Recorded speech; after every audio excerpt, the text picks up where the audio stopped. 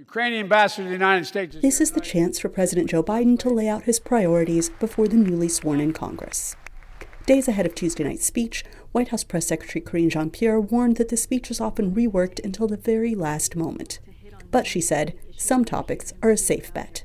The significant economic progress we're seeing under his leadership, his economic vision that's building our economy from the bottom up and middle out, the historic pieces of legislation passed into law over the last 2 years, which are creating good, paying middle-class jobs and delivering real results for people by fixing our roads, bridges, tunnels, lowering costs on everyday goods. But, says historian Jeremy Suri, this policy speech is also, and always, politicized. He spoke to VOA on Zoom.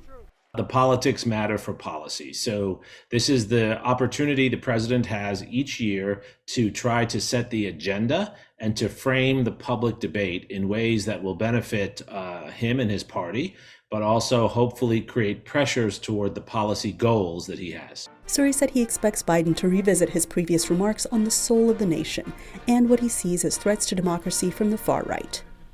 The war in Ukraine is also likely to come up, as it did a year ago, when it was in its infancy and Biden spoke of the West's need to help the nation fend off the Russian invasion. Biden has also said his administration wants new laws on abortion, gun violence, and police reform. But he faces a challenge. Congress holds the power to pass laws, and the opposition Republican Party now controls one of the two chambers.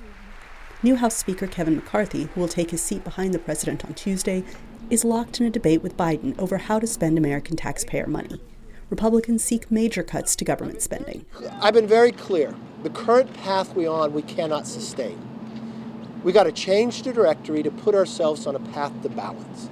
How we get there will be our discussions. And Suri says people will be watching McCarthy's reactions as he sits behind Biden during the address. If he frowns, if he shows his displeasure, he looks dyspeptic. He looks like he's not cooperative. He looks like he's an extremist.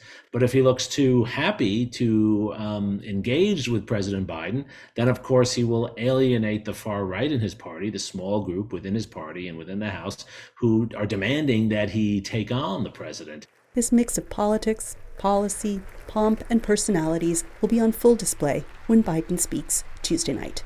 Anita Powell, VOA News, Washington.